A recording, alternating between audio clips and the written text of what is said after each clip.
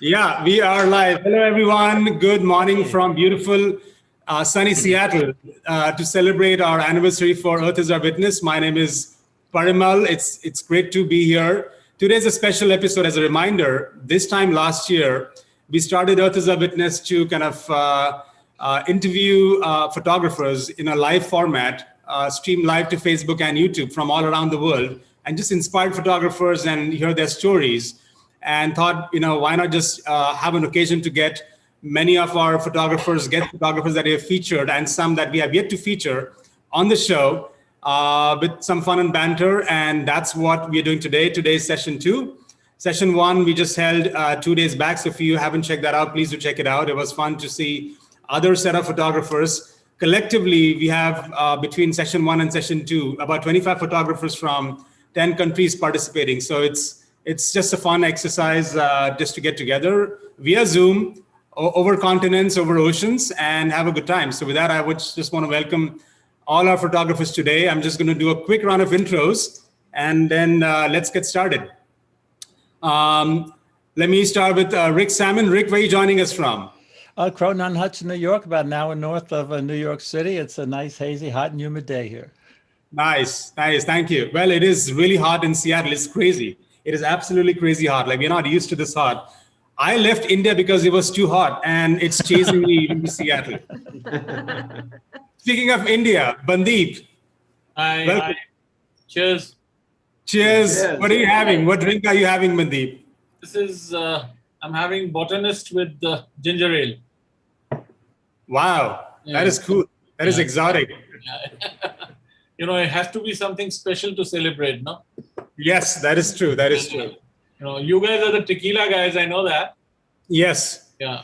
But well, Art is the tequila guy. I'm a whiskey guy, but in the morning it's a little too much for whiskey, so I'm just going sober. We'll forgive you. Thank you. Chris Fallows from South Africa. Chris, how are you?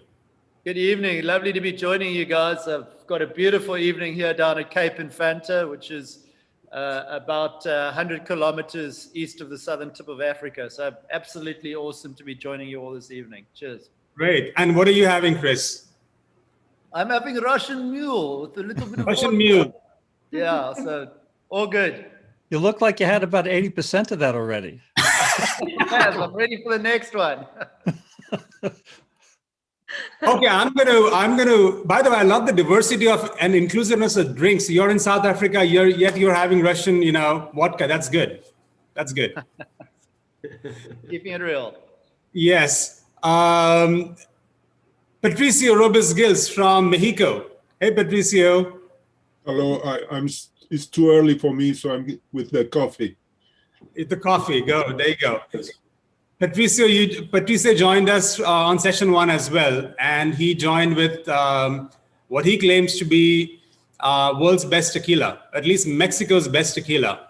I cannot confirm it's true because I have not yet received a complimentary bottle, Patricio. So I cannot tell. Which one You is will. The horseshoe is called Herradura. Okay. I like it. Reposado. It's kind of darker. He's a very dark guy. Is that why? No, I just was joking. It was a dark guy, so you have dark tequila. Okay. Well, Patricia, we'll come and visit, and I particularly like tequila, so I'd love to come and visit and taste the different tequilas you've got. Oh, you're very welcome. You're very welcome. Okay, Graham from England, Graham Green. Yeah. Welcome, Graham. Thank you very much. I'm from Northampton, which is about an hour north of London, so right in the middle of the country, and I'm on a nice whiskey at the moment. So it's about 6 o'clock in the evening, so I think whiskey's absolutely fine. Whiskey is perfect. Are you a single malt whiskey guy or blended? Yeah, it's a PT. It's Ardbeg. It's from Islay. It's off the west coast. Oh, I love Ardbeg. It's a good one. I love Ardbeg. My favorite is Lagavulin. I love Ardbegs and Lagavulin and Lefroigs. Yeah. So this is about probably a few hundred meters down from Lefroy on the coast. We could spend the whole hour talking drinks and forget photography. I think photography is overrated. I just got to be honest, right? Okay. Normally the great photographs start off with a good drink. Yes, that is true. That is true. I agree. The impact of a good photograph and a good drink is somewhat similar. Yes, that is true. That is true. Jay and Jan, why don't you guys introduce yourselves? Okay, well, we're talking to you from a very wintry Johannesburg, and we have got a lovely South African Merlot on the go, and it's lovely to be here and meet you all. Yeah, it's great. Thank you for joining. So speaking of winter, the opposite is probably coastal, I don't know, beach side. So Camille, hello. Thanks for joining us from the beach. You're probably on mute, or you're not? Okay. I just fixed it. I apologize if there's some sound of the surf, but I'm on the far west coast of rural Ireland near a place called Doonbeg. And it's so rare to have a day that is this warm and sunny. I'm sorry, I had to be outside, and I have no drinks with me. And I'm pretty sure the battery will die soon, but I just had to say hi. Okay, thank you. In that case, while we're doing, just going around, I might put your image up first in case we lose you. A manager, good evening. Hello, good evening, everybody. Good evening. Good evening. Okay, I'm Manager Degati. Actually, it's difficult for me to say where I'm from.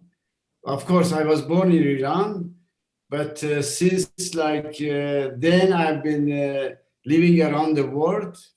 I changed every 3 years the country and continent, and finally 6 years ago I moved here to southern Italy in Puglia. I'm living in Puglia in southern Italy.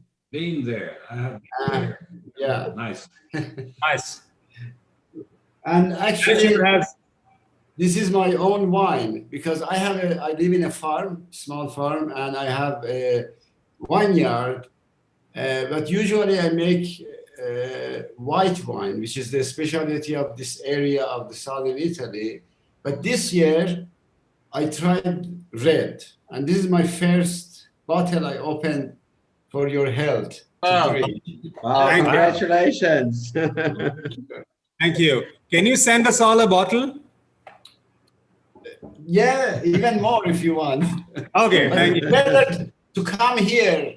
It's tastier here than anywhere else because the ambience and everything is, and where I am living, a special place. So come here. All of you are invited. Thank you. I like the atmosphere of your studio there. It looks just so cool. It goes with the wine and very cool. This was actually my studio was a winemaking place, cantina with the stone, Yeah. So I actually converted this part of the house to my studio. And even especially now outside is like 40 degrees, which is very hot, but inside is like very cool. So these stones walls are 2 meters wide. It's very old building, actually. Yeah. So thank you, manager. Simon from Jerusalem. Simon. Not exactly Jerusalem. I operate in Jerusalem. I live outside of Jerusalem, very close to the international airport, in a place which is called Shoam. It's a fairly young city. It's not a biblical city. A lot of the places over here in Israel are from the Bible. The names are familiar, but I live in a modern city. It's only 25 years old. It was built out of scratch, which means that the terms of living over here is quite good, and I'm very happy over here. Thank you. Yeah. Did I miss anyone? You guys all know me? Okay, fun fact. Guess who this is? And we'll get started with the images in a second. Before photography, used to be a nightclub bouncer. That's going to be manager, right? I think it's Bandeep Singh. Graham. Why do you Either say Graham or Chris. It's either Graham or Chris. I should say I still am, so I can throw all of you out of this club. Oh my God. It is Graham. That's right. But I'm just more curious why someone thought it's Bandeep. He's a teddy bear. The way I think, Bandeep, you would threaten someone out of the club for causing trouble. I don't know. It won't be very threatening. No, that is the first impression until I open my mouth. Got it. Cool. Yeah. Okay, learn to read upside down. Mm. Now that's very, I don't know, that's very intellectual or messed up. Very intellectual, yeah. Maybe Rick. What? I'm going to say maybe Chris. Do you need to do that for anything underwater, maybe, or something like that? Yeah, that's what I thought. Yeah. No, I do a lot of things upside down, but not that one. Not yet. A lot of things upside down, huh? That's interesting. Okay, actually, it's Camille Seaman. Tell us about what's going on there. Is it still equally messed up here? I still read very well upside down.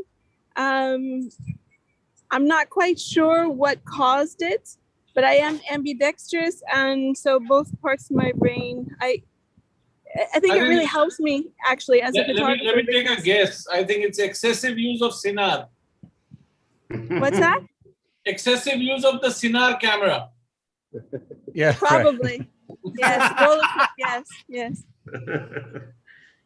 Okay. Today is this person's birthday. Wow. What Start to guess. Who looks guilty? Who has the birthday look? Yeah, the birthday glow. I'm looking. Gemini, Patricia. Simon. No, not Simon. Yeah, no idea. I'll go with Chris again, just because he looked like he was enjoying his drink. No, you're like, okay, Graham. Let me tell you, my brother. Eventually, Chris will be right, because if you keep doing this, it'll be something. I got to say, if you ever did exam as a kid, like there were 10 questions, you got at least one right, because you would say one to all. If you choose A enough, eventually it is A. Yeah, exactly. It's actually yours truly. It's my birthday. It's my 29th birthday. Oh, the tip-off was a restaurant, right? Happy birthday. This is my. Thank you. This is why, like this morning, I made a reservation at this nice, fine restaurant, and like that's how they said, like, sorry, F you, we can't operate. And then all this Windows update. So I'm having clearly a really good day. So that's why you have dressed up for the occasion. Yeah. Oh, actually, I was going to wear my birthday suit, but that will be too much for social media. So, but I have to wear something. So long as the nipples are covered. What is that? So long as the nipples are covered. Oh, that's true. Yes, that's all I need to. That's all I need to know. Okay, you guys are ready for some images? Okay, I'm going to try to share my screen. Can you see it? Yeah. Yes. Yes. Okay, so let's get started. Not in any particular order. Although I did right after this one, I did put in Camille, since I'm anxious about all the things going wrong today. We might lose you soon. So I'm just going to assume on that one. So starting with our good friend from Israel, Simon Benny. Go for it, brother. Hi. Okay, so over here we can see a photo of two Armenian monks.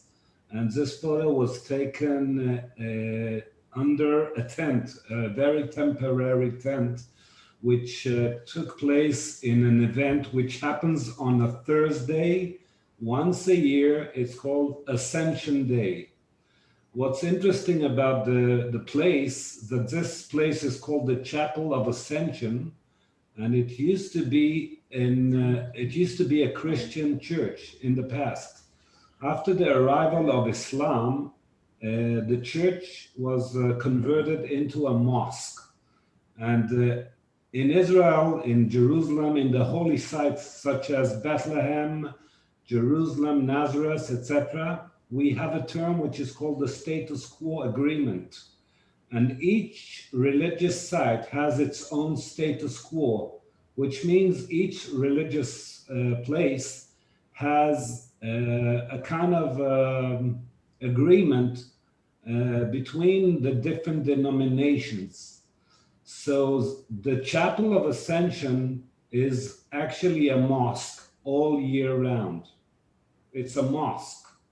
But once a year, because of the status quo, because of these agreements, this mosque becomes a church. And on that day, on Ascension Day, there will be the Greek community will be arriving, the Armenian community will be arriving, the Coptic, which are Egyptians, and the Syrian. These are the Eastern Orthodox Christians. They come to celebrate the Ascension Day. And of course, the Catholic, they also share the same events, but sometimes the Catholics, they don't have the same dates which correspond to the Eastern Orthodox. So sometimes we have it twice a year. And this picture, we can see two Armenian monks, and I really like the shape of their, their hoods. Some people say that these hoods resemble actually the holy mountain of Ararat, but this is just a symbolic thing. Thank you, Simon. It's a beautiful image. Thank you. We had Simon talk about an episode on Earth as a Witness called Tales from Jerusalem, in which he talked about an image like this and a few others. Just beautiful. To me, I'll tell you why I love this image is as a metaphor. You know, the two hoods. I want to go to Jerusalem someday with all these storied history about Jerusalem. And then there's this other side, which is all the conflict that's happening in Israel and Palestine. So to me, that's just a huge contrast, and between the power of religion and at the same time, sometimes how it can divide humanity. That's what I find interesting as a metaphor in this image. Yeah, it's quite frustrating what's been happening worldwide, of course, with COVID. But for us, we had an even harder blow that a few, 2 months ago, we had another cycle of violence over here happening in Israel. Unfortunately, we have some extreme parties from both sides, which they like to stir some problem. I can guarantee you that the majority of the people who live over here in this land, they want peace. Israel used to have a lot of tourists before COVID, and right now it's been quite depressing to see the old city very, very empty. Life goes on in the old city of Jerusalem. We have so many denominations. They get along together. Sometimes you follow the news, it seems that Jews and Muslims are fighting among each other. It's not true at all. I have a lot of Muslim friends. We respect each other. The old city is a very nice example of coexistence among different nationalities. In the old city, we have, I'm not exaggerating, maybe 100 different denominations from all nationals and all kinds of denominations from religions. Yeah. So Jerusalem has its unique spots, and right now, of course, situation is back to normal, and for us, back to normal, it's no friction, okay? But in the Middle East, everything could be ignited within one day, unfortunately. Yeah. Hey, sorry, go ahead. Someone had a comment? I would like to say something. I love this picture. There's an expression that when you destroy the mystery of the photograph, you destroy the photograph. So I really like the sense of mystery about this, and it's just, and I like the blue tone too. So it just has a nice mood and the sense of mystery. So I think for me, that's what makes this really work. The blue tone is from the tent, like I said, that early in the morning, 6 o'clock in the morning, all denominations, they bring their gear together and they start erecting a kind of a temporary, I would say, chapel. You know, they open the carpets, they open the tents, and they put an altar. Everything is temporary. And by 11 o'clock, everything is over. And if you come at 11 o'clock, everything is empty, as if nothing has happened. And especially the Armenian community, you know, in the old city, we have 4 quarters.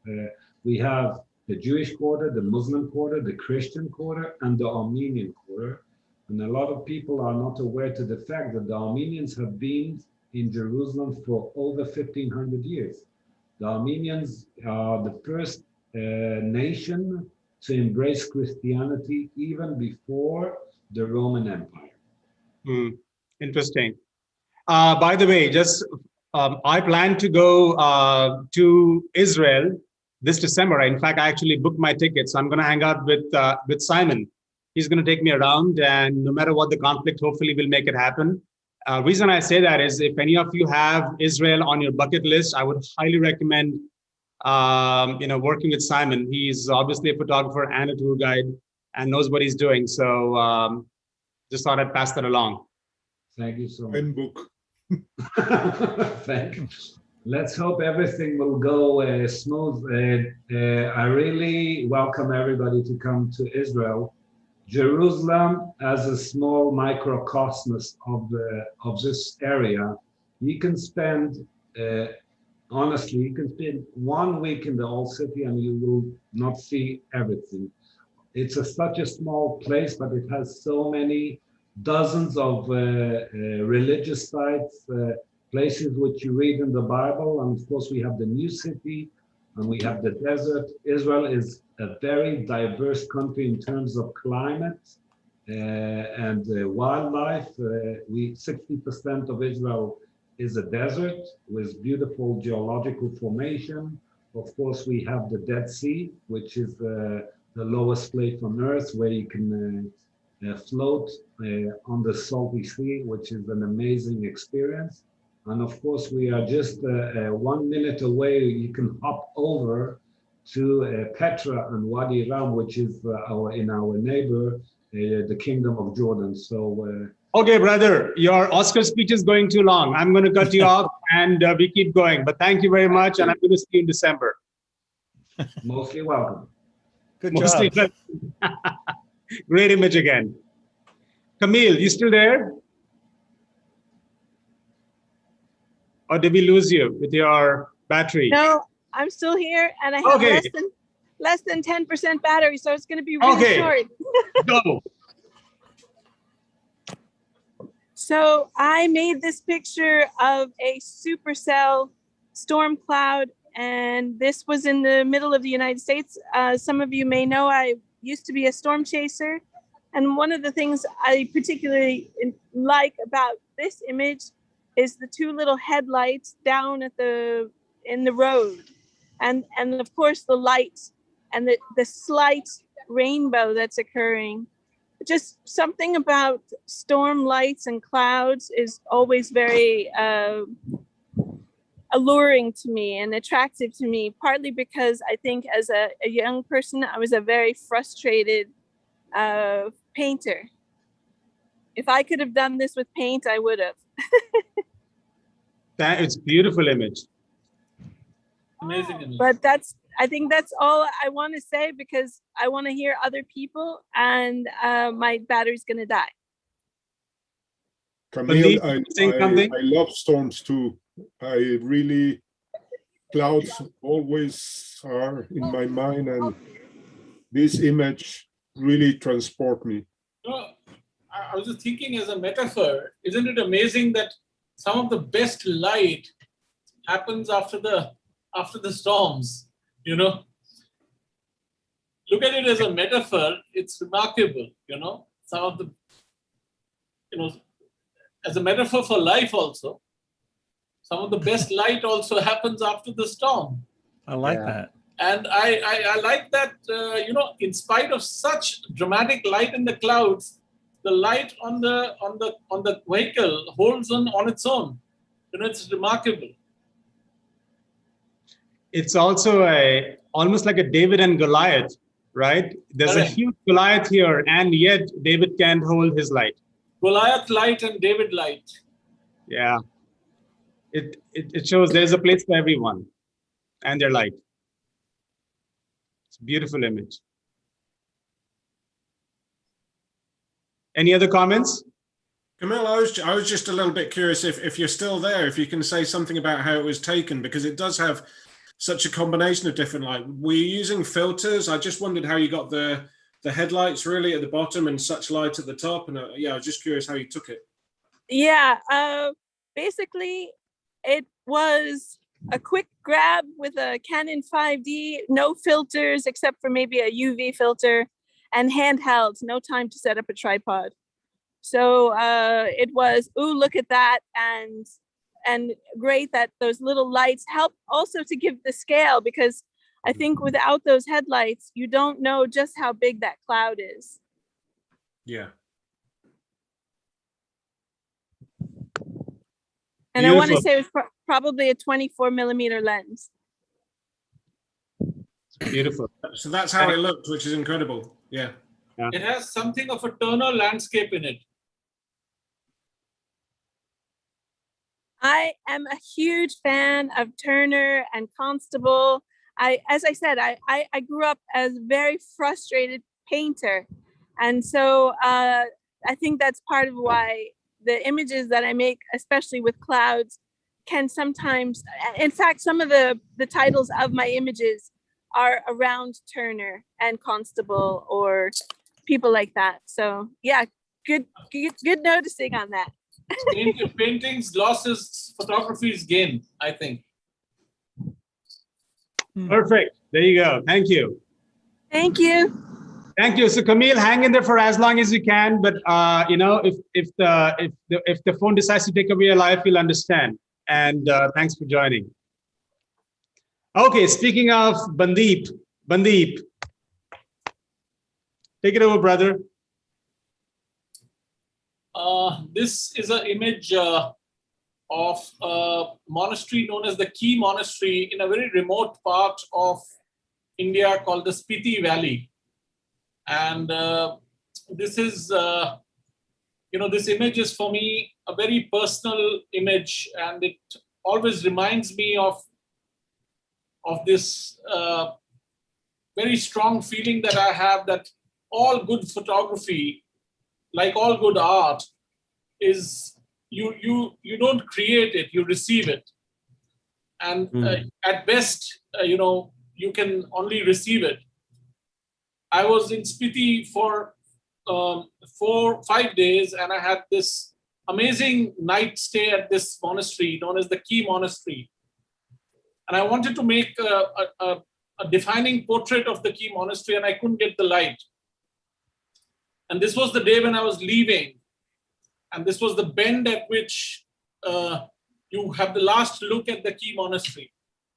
And I was in the car, and it was completely overcast. And I was about to take that turn, and I just longingly looked back at Key, it was a goodbye look. And as it happens in photography several times, the clouds miraculously parted, and there was this shaft of light directly on the monastery. And those were the days of film. This is 2005. And I stopped the car, ran out of the car with the camera. And by the time I could take this picture handheld, I could take only 2 frames. And even then, when I took the photograph, I saw that the light had moved from the monastery to the back of the monastery. And I thought, at that moment, I thought I had missed this image. But when I processed this image a week later, and I saw this image, and I just kind of, closed my eyes in prayer, and I was reminded of not just this image making, but something much more deeper than that, of this prayer that, I have almost all the time, is that God, give me not what I want, but what I need. This image, if the light, I just noticed at that time, had the light been on the monastery, which was white in color, it would have been completely burnt out, to get the other landscape in. Just by the fact that the light is behind the monastery, it kind of gives it a kind of a halo around it. And it just became that image that, I can't call it mine. I was just there to receive it.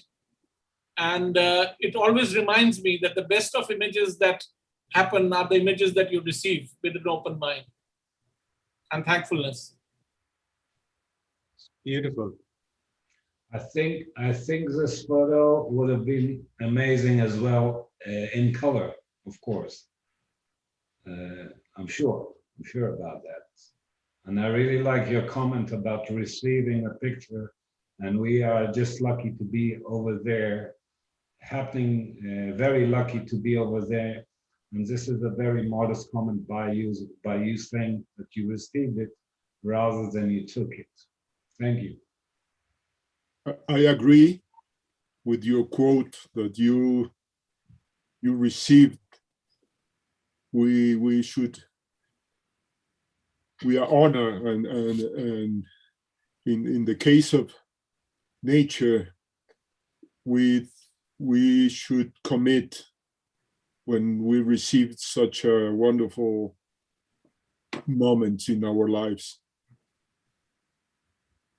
Well, on that note, and on the comments before, Kurt Vonnegut had a saying, something along the lines of the goal of an artist is to, when someone looks at the art, they say, "I'm glad to be alive." And then he said, someone asked him, can you give me some examples? And he said, the Beatles. But looking at this picture, I'm sure when you took it, you probably said, and I'm saying now, glad to be alive, right? So I keep that in mind when I look at photographs. If I look at a photograph and say, hey, I'm glad to be alive when I see this, I think it's really cool. So I also love the black and white. I'm glad to be on the show. Thank you. To me, what this image, hearing you talk, and you're always so eloquent, you're a poet, you do calligraphy, you do photography, you write, just so talented. What struck me about that, beyond the images, is not what you want, but what you need. In some ways, to me, this is about just letting go. Sometimes we try to control so many things in our life. We try to control, it's going to be this lighting and this shot and this moment and the right sunrise and the sunset. And sometimes the magic happens when we just let go. Yes, precisely. Thank you, Bandeep. Chris, you ready, brother? Yeah, let's go. Let's give it a whirl. Oh my God. Wow. So, Parimal, this photo for me represents a whole lot of things. Firstly, it was 30 years in the making. I've been unbelievably privileged to work with a great white shark for just on 3 decades now. And I believe that for me, my work now focuses really around iconic wildlife species. And I try to do what the very essence, give back to the animal by showcasing the very essence of what makes each particular animal special. And in the case of the great white shark, these animals are unbelievably athletic predators, capable of spectacular feats of almost Olympian-like jumps out of the water. And in capturing this image, what I wanted to do is use the very low vantage point, so shooting at water level. So I created a little craft that I put my camera on, that I could get that water level type of impression, really separating my subject from the horizon, and then using a wide angle lens to really capture as much of the scenery as possible. And listening to Bandeep before say, sometimes you gifted an image. I can't agree more than, so many times in the bush or at sea, that shaft of light has come through, and it just really has been a gift. In this particular case, it really was a case of a lot of planning went into this image. I look at weather enormously. Clouds are very important to my fine art. I believe they add a lot of mood, give a lot of depth, create a feeling to the image. And that fantastic image we saw of the storm, I can really relate to how clouds, are so important to that photograph. So for me, it was a whole lot of elements coming together. And then there was a large risk element as well. That image is taken from no more than about 8 feet away. It's using a 16 to 35 millimeter f2.8 lens shot at 20 mils. And the front element is completely exposed to the water. So if I get a bad little chop from the wind, or that shark jumps towards the camera, or a huge wave comes, I'll lose all my gear.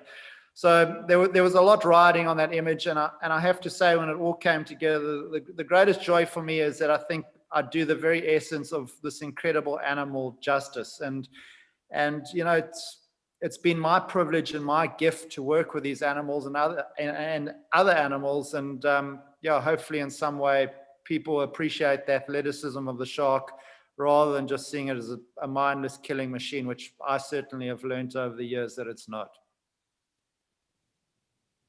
It's beautiful. Thank you. Chris, how long did it take? How long did you have to wait? So for that particular image, that shoot was 2 weeks. I was at sea every day for 2 weeks. Every morning we were working over certain areas where we knew there was a lot of predatory activity. And we had a couple of interactions with the sharks, but nothing like that. That was just such an exceptional breach and jump. And yeah, it really was a case, Graham, of everything coming together. You plan these things carefully, and there's always something that's missing. Either the sea's too rough, or the shark goes the wrong way, or the clouds are no good, or it just hasn't got the right mood. But for once, all the components really came together beautifully, and it was it's just how it feels as a photographer. It's just that fantastic reward for all the time you put in. And the background, with that 16 millimeter lens at 20 millimeters, the way it's like, the clouds are like drawing your eye, forcing your eye right to this amazing animal that has an amazing gesture, right?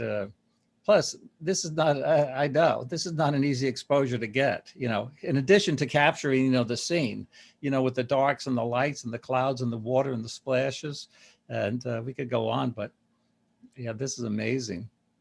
Thanks, Rick. I appreciate that. And I can hear you understand all the components that go into that shot. And I was very lucky. The one real lucky aspect of the shot is the beautiful profile of the shark, because so often when they breach, if you don't know it's a shark, it looks like some creature flying through the air. If you're missing that dorsal fin or the sharp profile of the great white snout, it's difficult to know what it is. But the profile was just perfect in the air. So that was a huge stroke of luck. But there were many days where the luck wasn't there. So finally it all clicked.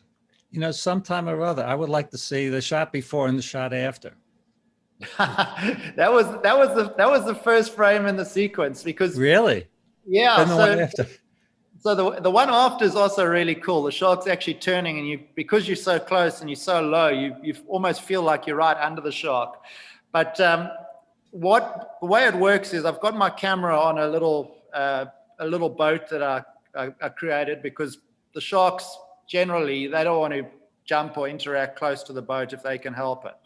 So we tow this little craft behind the vessel, and what that really makes, firstly, it makes the sharks comfortable, but also the fact that you've got your gear that close to the water. There's a huge risk riding on that, and the delay comes in that I have to press a trigger on the boat that then goes to the receiver that is attached to the camera, that then sends the signal to the camera to fire. And these breaches last generally around, if you're lucky, a second. So you first got to see it, then you've got to register press, then you've got to do it, then it's got to go through that process. And by that stage, the shark's already gone to sleep and moved out of the country, right? So yeah, that was the first frame. Unfortunately, it was sharp. As you say, you snooze, you lose. Exactly. Right. You blink. You snooze, you lose. Correct. Chris, what's a shark fun fact that you'd shared with me? What was the fun fact that I shared with you? About the shark in the eyes. Yeah, that's a question I ask everybody out there. So what color do you think a great white shark's eyes are? Any guesses, anybody? They always look quite black in films and that kind of thing, but I'm guessing that's the answer, that they're not then. Yeah, Graham. So you're actually quite correct, and everybody does think they're black. But if you see them with a little bit of light on them, they've actually got the most beautiful navy blue tinge. So it's got a navy blue eye, which is quite incredible under the right light. So it's not this cold black dark orb that everybody thinks. What does he have in his mouth? There's something in his mouth. Yeah, so he's got a decoy. What we do is we do quite a lot of work with researchers out there where they're looking at shape discrimination studies, trying to figure out how the sharks hunt, which areas around the island that they hunt with. And so we're filming when they're doing their research and the shape discrimination studies. The area that you see in the background there is called Seal Island. It's a place called Mossel Bay. And there are about 6,000 seals. So they're hunting the seals in that area. And fortunately now these sharks are protected in South Africa. So the researchers can do their work there, and we work a lot alongside them with our conservation work. It's beautiful. Thank you. Chris, I have a question, Chris. If you're passing through a room and you hear somebody say behind your back that this is Chris and he's quite a shark, will you take it as a compliment? I'll definitely take that as a compliment, and I'll tell you why. It's because I've learned so much from these animals, and I've learned they're not mindless killers. I've learned that they never kill for sport. I've learned that they only take what they need. They're masters at what they do, and like all of us, they've got unique personalities. And in all my interactions with them over 30 years, where in many cases I've been without a cage, I've never had one act openly aggressively towards me. So as a human, if I could have all those traits, I think I'd probably be a far better human than I am myself. Wow. Are you saying that you do indiscriminately attack people, Chris? Say again, Graham? Are you saying that you do attack people indiscriminately? No, not yet. But I tell you what, with the amount of power cuts we're having in South Africa, it might begin. Okay. It's amazing. Thank you, Chris. Thanks, Bernal.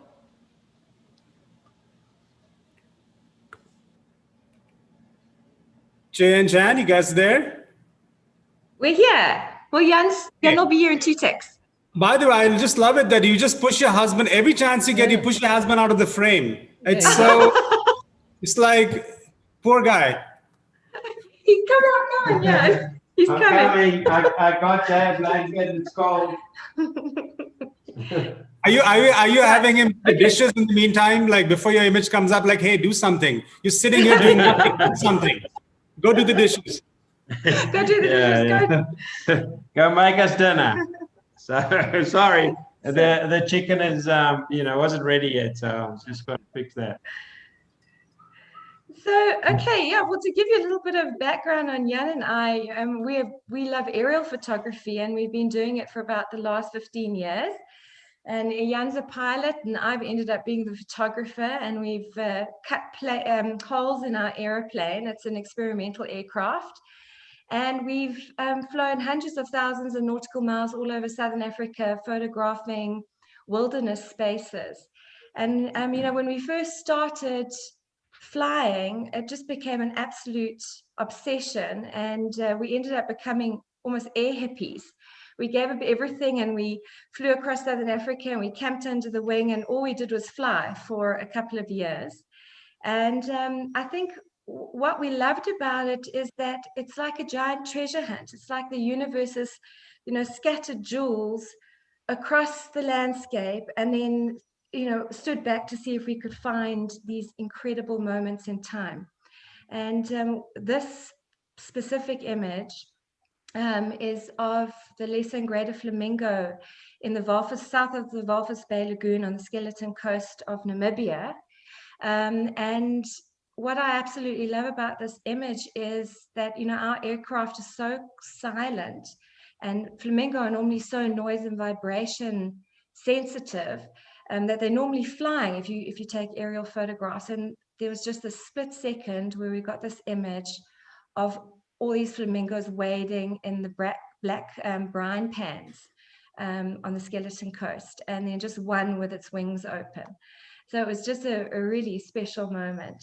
But yeah, I think the thing that we love most about aerial photography is that it gives landscape and habitat a voice.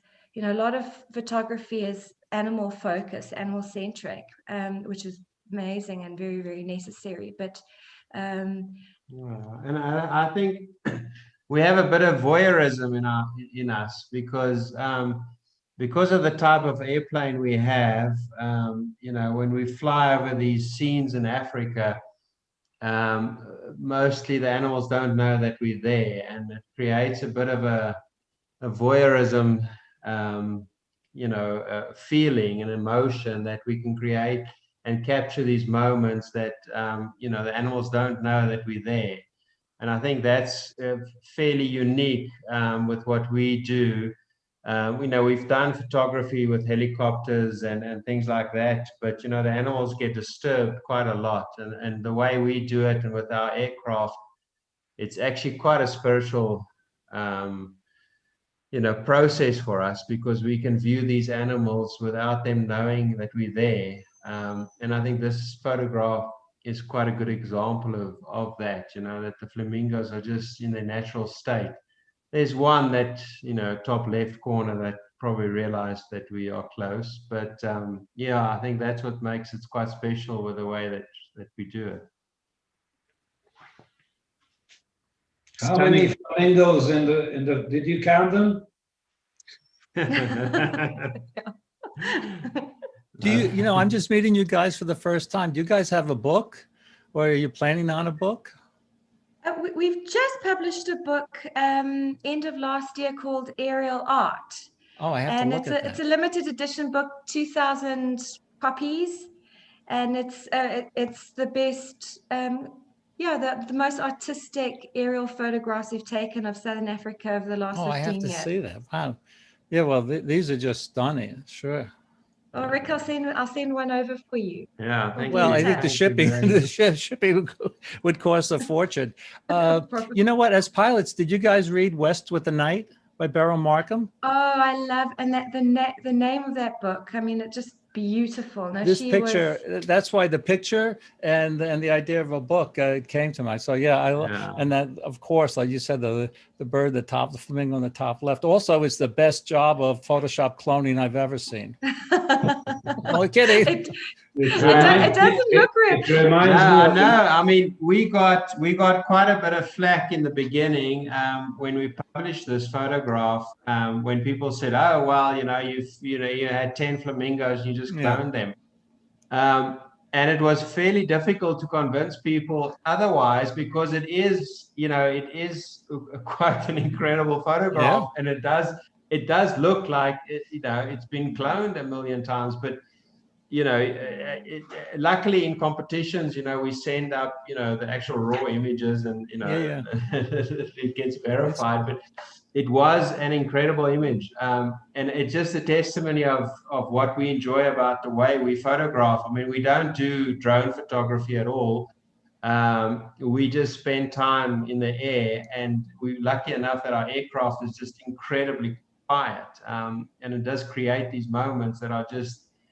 It's just too amazing to describe, to see the world from above and just be this quiet, eye in the sky and see what happens below us. And being in Africa, it does create some incredible experiences for us, and that's why we're completely addicted. I think we're like heroin addicts when it comes to flying. We just can't get enough of it. Yeah, almost like a block print, you know. You can look what I have in hand. Look what I have in hand.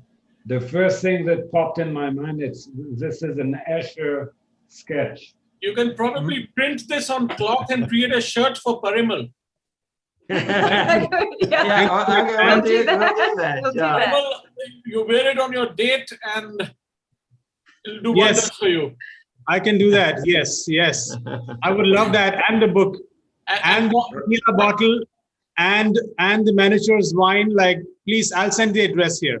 And just turn your Tinder name into Flamingo. Yeah, we're not great at. Yeah, we're not great at commercializing the art. We'll leave that up to Parimal, and we'll get him a t-shirt. For the record, if my mom is watching, Mom, I'm not on Tinder. Don't worry. Okay, Ram. Jay and Dan, I really love the image, and I mean no disrespect from that, but it also makes me think that it's calling out for a "Where's Waldo" or "Where's Wally" somewhere. That's what I was saying. I'd love to see him popping up somewhere. I know. But on a more serious note, I also just think it's really intriguing and amazing how such a small detail can change the whole photo. So without that one flamingo in the top corner with its wings open, it's a really, really different photo. I agree. Were you kind of thinking that when you took it, or was it just a sort of pleasant surprise after? It was a pleasant surprise. You know, when you're flying, you're traveling across the landscape at 180 kilometers an hour, and you just I'm aiming and shooting, and then only later when I went back through the images and I saw this particular one, it was just, oh wow, how incredible. Yeah, I think the incredible thing about our journey is that we never know what we're going to get. We fly in such incredible places, and things happen at such a quick speed that we do a flight and we spend 2 or 3 hours at a time in the air, and once we come back to the ground and we start looking through the images, you find these gems that you literally, it's like diamond mining. You didn't know what you had, and then until you find this 100-carat diamond, and it's just the process just keeps inspiring us. It's like we go up, we don't know what we're going to find, we come down to earth, have a look at it, and then suddenly we find these gems, and it's really it's an amazing process. Well, and we were just recently up in the northern Okavango Delta, and it's incredibly flooded and very, very green there at the moment. It's beautiful to see.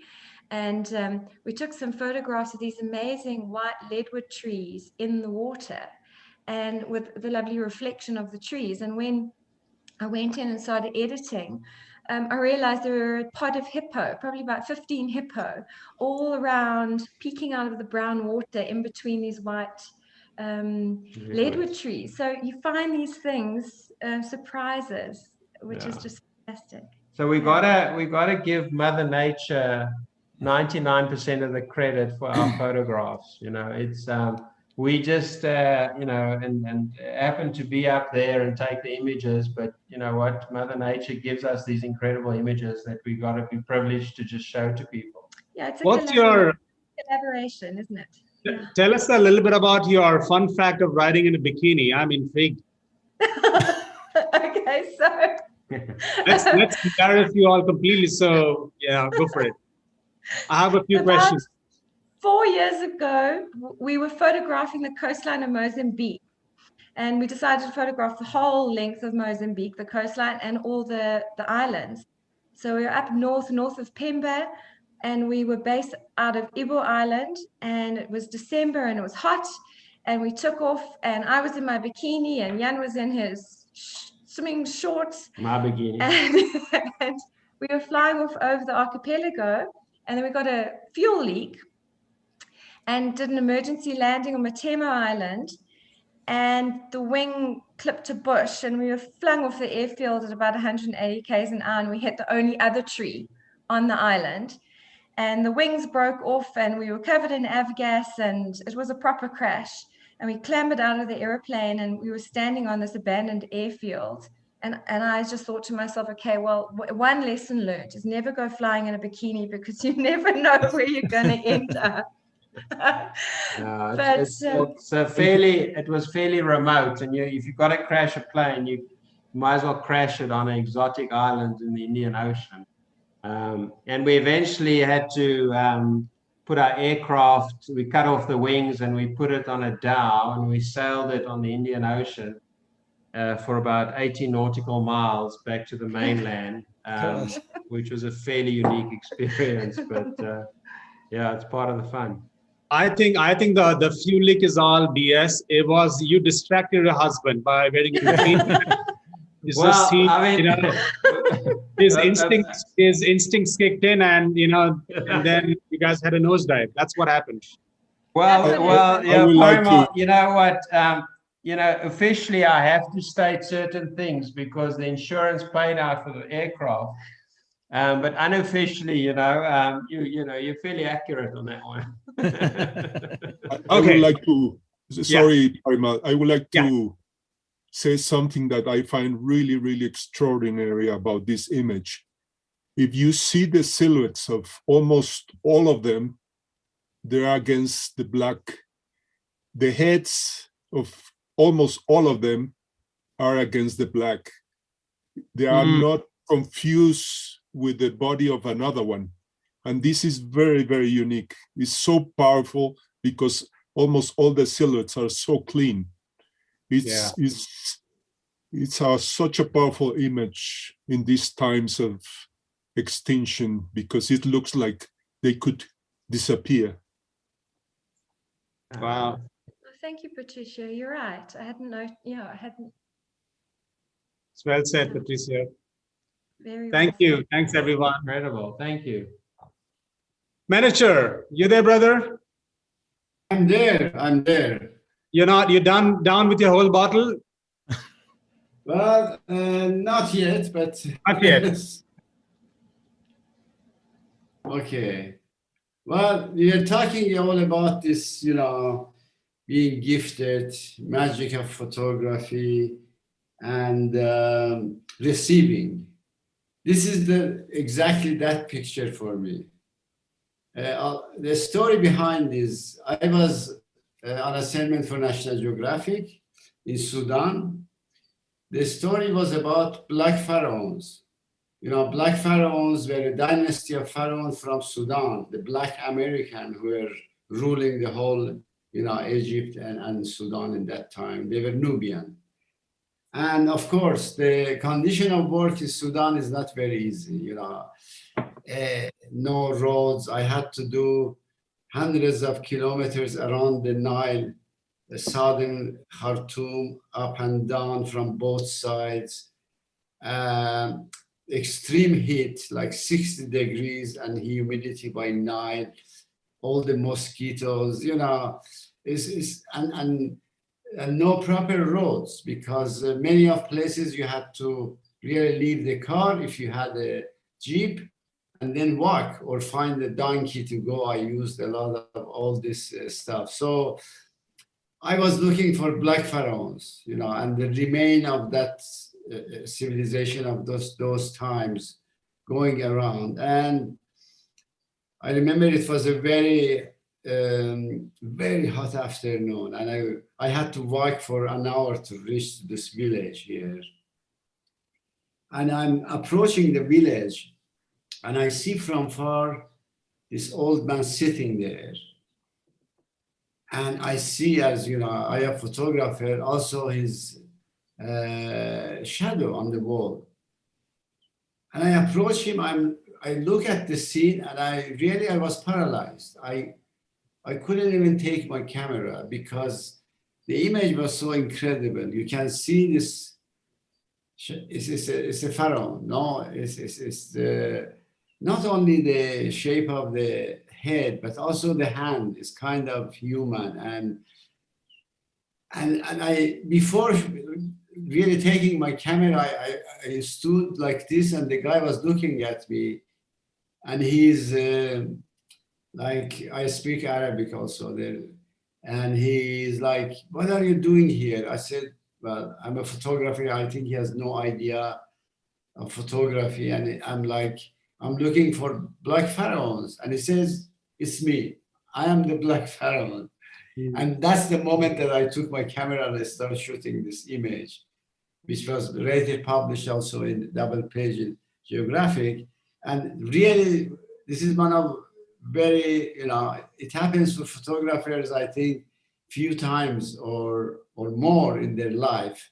This is one of those pictures for me. It has the magic of photography and also being that famous being on the right time, on the right place. Like this angle of sun with the shadow would disappear maybe in a minute or so. And but this is not all. I think when I look now, I say, okay, all these moments, magic moments we photographers have, but what is the price? Is that we have to work for hours and days and weeks and looking for it. We are not just going and waiting for miracles to happen. We look for that. And that's why we also reach and receive it, because we are really going for it. So this picture for me is that meaning of photography. Beautiful. Very poignant, manager. If someone was going to write a book titled, and there's another expression, "Shadows are the soul of the photograph," this would make a great cover, because, and that's one of my favorite expressions. Although my picture that's going to be shown has really no deep shadows. Shadows really can be the soul of the photograph, and so for me, this photograph really has a lot of soul, and it's just amazing. And I love the perfect silhouette perfect profile in the shadow.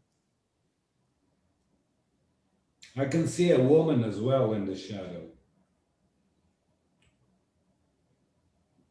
Actually, some people told me they see a woman also.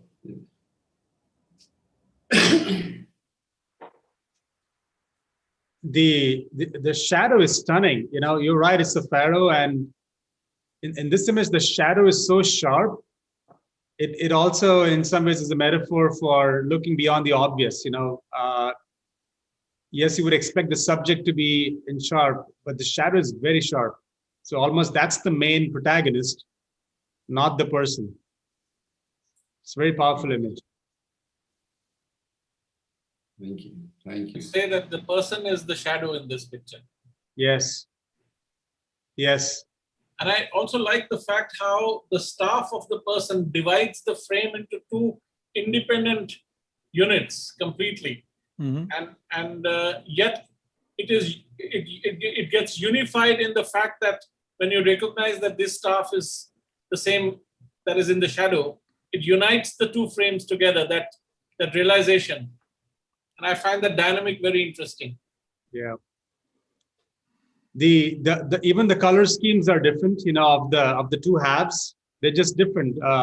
It's just very a really interesting image. The more you look at it, the more you start seeing things. Yeah, and that the profile of the hand, which mirrors the face, I think that is the takeaway also of this image. Once you realize that once you do the math, then this is where the magic happens. And if you take a very, very close look, try to take a very close look to the position where the eye should be, you can see that the texture of the surface of this mud wall, actually you can see there's a kind of an iris of an eye. That is true. Yeah. Yeah. I would recommend everyone. We had Manager a while back to talk about the Iranian Revolution. When he was in Iran before he had to become a photojournalist in exile. If you love this image, some really stunning images, and the access to those images and how he got them is, I have a ton of respect for Manager, and what in some ways photojournalists pay the price, and what photojournalists have to go through to capture the right image, and not just the image but the story for what's happening. And it's a price that many people like you have paid by being in exile and have not having to. You can't go back to your country. You haven't been since, right? When was the last time you were in Iran? It's 35 years ago. Wow. I had to flee Iran. They started looking for me, and when you are looked for in that country, it means you will not come out. So knowing that, I decided to run away, and that also gave me opportunity to be a citizen of the world, to choose wherever I want to live, because I had lost my country. So, and happily I lived in other country. Anywhere I landed, I said, this is my home. And, I even lived 2 years in Jerusalem or many other places. Yeah. Where in Jerusalem? Which part? Well, West, of course. West. I was living there, but also traveling a lot. He was in India. In India too. Exactly. We have Iranians, Parsis, what we call them, in India. But anyway, I'm going to keep this going along. Thank you so much, Manager, and thanks for all the wonderful comments. Listen, I have a meeting in a nearby town. I have to leave, unfortunately. Okay, thank you. So I wanted to drink the end of my wine and it was great to see you all, and hope to see you again. Okay, thank you. Yeah, thank you. Thank you. Patricio.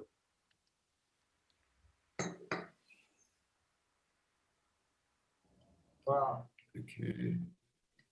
Patricio, you there? Yes.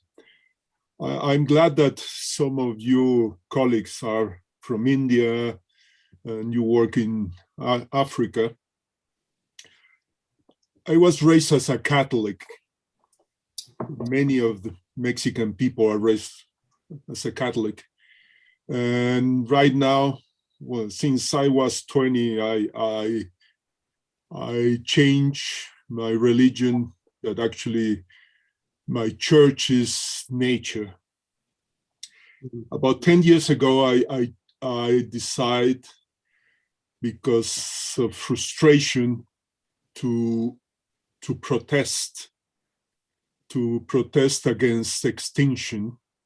So I start to work on a series of art pieces, could be photographs, sculptures, paintings, installations, to protest against extinction.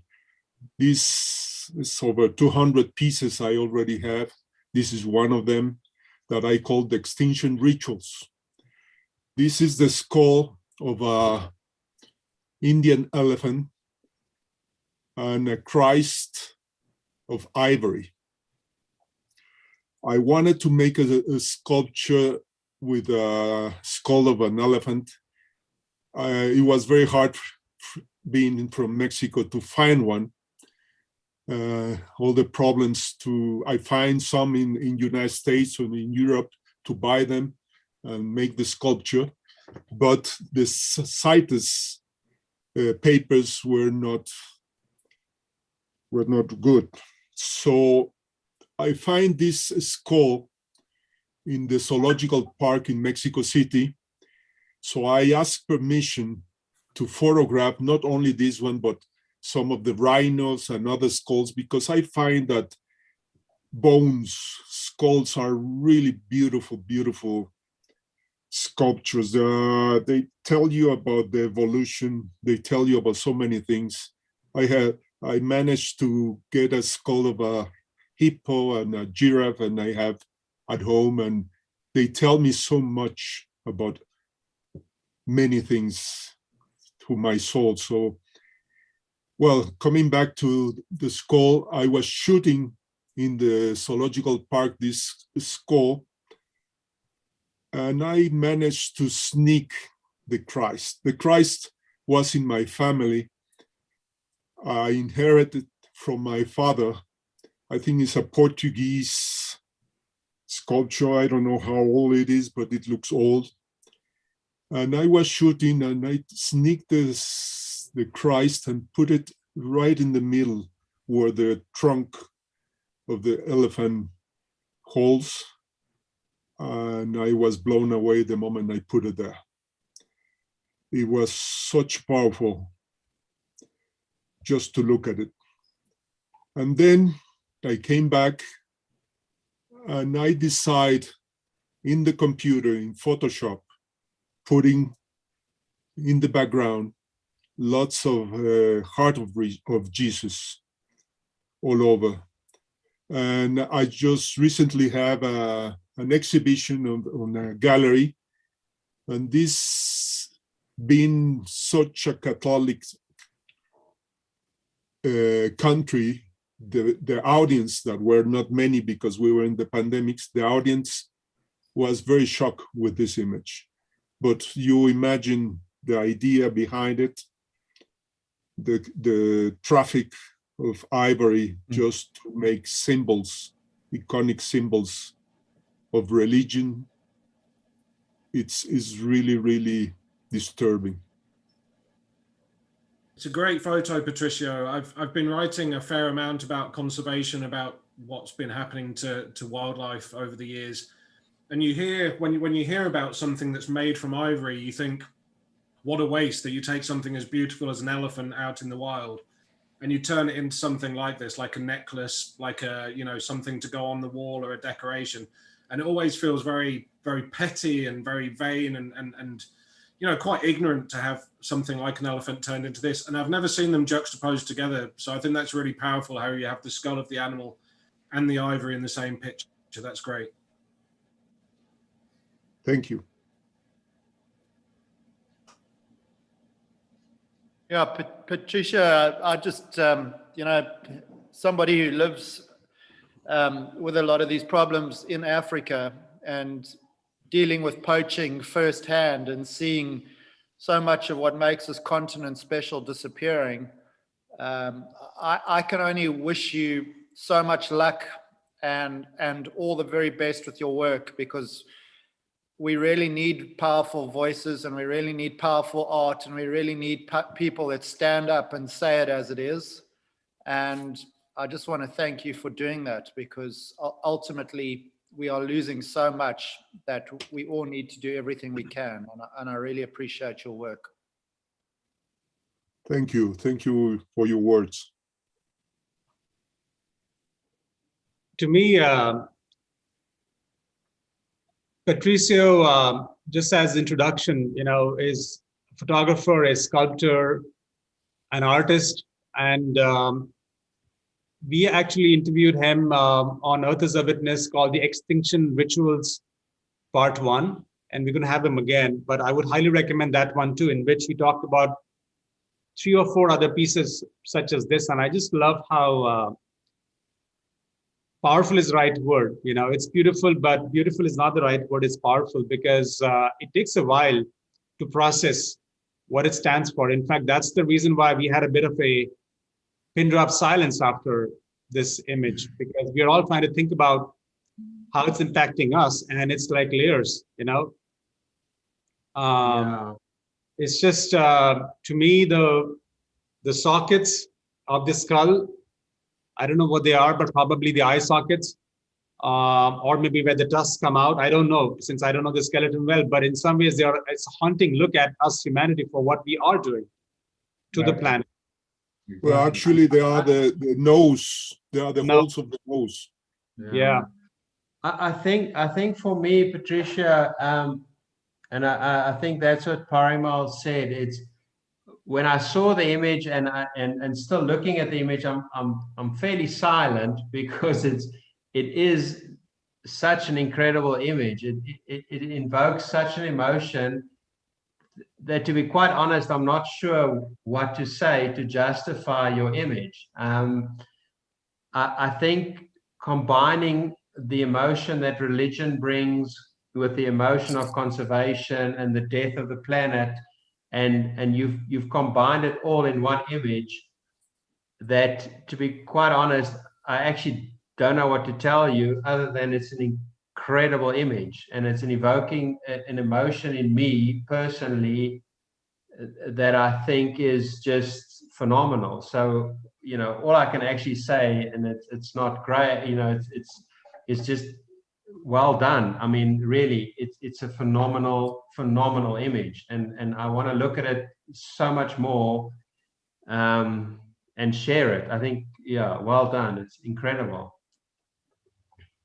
I appreciate very much your words. Bandeep, any comments from you? I know you often have some thoughts about, I don't know if you're there. Silent looking at this image, it's so powerful. And I mean, I'm intrigued, and I'm also hit by the levels at which this image is playing out, you know, in terms of its layers, its layers, and it speaks to me so much in terms of the metaphor. In fact, it's so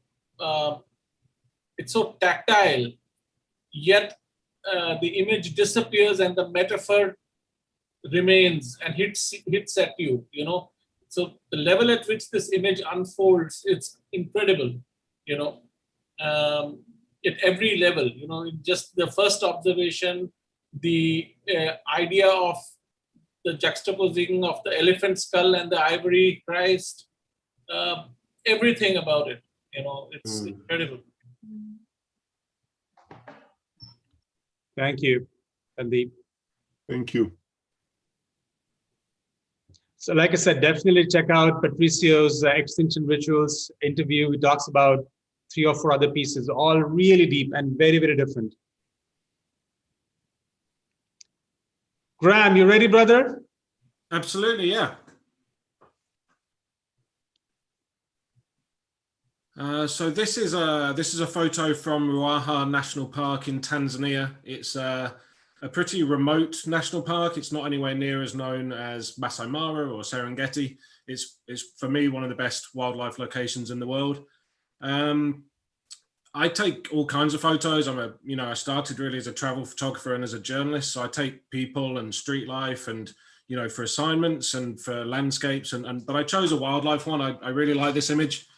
I think one of the things that hopefully we all try and do as photographers is try and make people feel something. And for me, this photo makes me feel that sort of feeling of calm and quiet and peace that you get when you're standing in the middle of, you know, an African wilderness, and there's just you and the people in the car, maybe 2 or 3 people, and you're standing and watching an animal as incredible as this, just going about its daily life, not caring at all that you're there.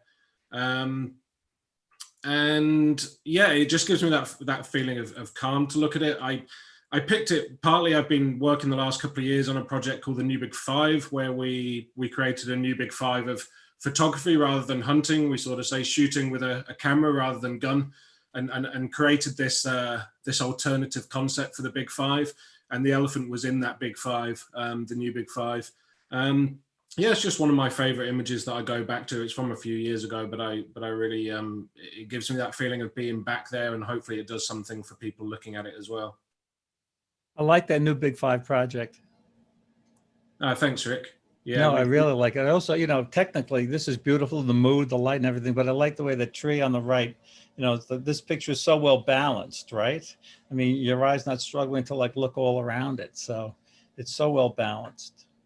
Thanks very much, Rick. Yeah, I think one of the things I wanted to do was, I think with a lot of wildlife photos, the sort of, you know, people try and get as close in as possible. It's either completely on the animal, or it's, you know, it's a face portrait, or it's showing the animal in action. I think there's a lot to be said for coming out, for zooming out, and for showing the environment, and for showing, you know, what's around the animal and where they're living. So that's one of the reasons I like this one as well, that it has that sort of wide feel, where you have that feeling of space and the environment and that animal just wandering alone through that space. Yeah, I really like the majesty of the baobab. You know, normally it's focused on the elephant because of the size and the majesty of the elephant. But in this case, I love the baobab being the center, and you know, and showing the majesty of that tree compared to the elephant. So I just love that part of it. Thanks. Yeah, for me, Graham, I love the fact that you've got a lot of separation so that firstly, you don't have a lot of clutter in front of either the elephant or the baobab, and then secondly, that the baobab is separated from the horizon like you have, and also the fact that you've got two icons of Africa, one of our greatest trees and greatest symbols botanically, and then obviously the elephant, as we all know, is really one of the animals that sums up Africa. So yeah, there are a lot of things about that image that I think are very pleasing. So well done. Thank you. Everyone, check out the new Big Five. Graham's leadership is amazing there. I think it's a great concept, but not just the concept, your execution, Graham, that you reached out to so many top nature, wildlife conservation photographers from all around the world and collected this, so I would just, everyone, urge you to check out his leadership in this, while still having his own day job and career in photography. Is just amazing. So huge respect for you, Graham. Thanks very much, Parimal. Yeah, it's been great. We've got about 250 people on board with it, photographers, conservationists, charities, and it's been a good couple of years, but we're still going. Actually, we're trying right now to produce a book. So that's the kind of next stage in it. So I'll send you my address. Thank you. Sure. For the whiskey or for the book? For the book. Okay. For everything. Thank you. Being in India, you see elephants a lot, and I don't know, but I haven't seen an elephant with the angle of the trunk as in this image. It's absolutely, vertical, straight up. And I find that very, very fresh image in terms of, how it breaks the pattern of how you look at elephants. Yeah. Thanks, Mandeep. Yeah, it goes back to what I think we were talking about with Jay and Jan's shot, how something really, really small can make a difference. I took 3 of the same photo, basically, and the trunk was in a tiny different position each time, but it's odd how you pick a favorite. And, it was pretty much on a tiny detail like that. Well, speaking of picking favorites, I think Art Wolf does the same thing, and I do the same thing. And it's kind of lead into what I'm going to talk about. It's gesture. The black and white picture of the shark, right? It was the gesture. It's the gesture of the trunk here. It's the gesture of the man. So I think the gesture in a lot of these pictures really, really makes it. So yeah, gesture is for the aspiring professionals, for the aspiring amateurs who want to be professionals who are watching. I think about gesture. Yeah, well said, Rick. And speaking of you. Well, I think Parimal, I thought he was going to introduce me saying, and now for something completely different, because because here's my, I saw yesterday's show, and I think Art Wolf's comment was a lot of these pictures are like very deep and very serious. And I take my photography very seriously, and I have, a bunch of books and stuff, and I have a lot of serious pictures in there. But I thought for today, my basic philosophy in life is this, and Susan, who's watching in the house, would agree that if you're not having fun, you're doing something wrong. So I wanted to put a fun photograph in here too. Am I the last one, Parimal? You have, I think, Bruce, if he's still there. Okay. He joined a little late, so I had to move his image toward the end. But we have Bruce, and if you have time, I'd love to show an image that I took in India. But if you have time. Okay, so anyway, we're getting towards the end there. So, I did want to emphasize that it's really important to have fun. Also, I want to give some of the people who are watching some encouragement. This is the first, maybe the second or third travel photograph I ever took in my life. It's a film shot taken in 1975 outside of Hong Kong. And I went up to this man and I took his picture, and guess what he's asking me for? $1. Right, exactly. He's asking me for $1. So I was able to snap the picture. It's a lucky shot. It's probably my best dumb luck shot.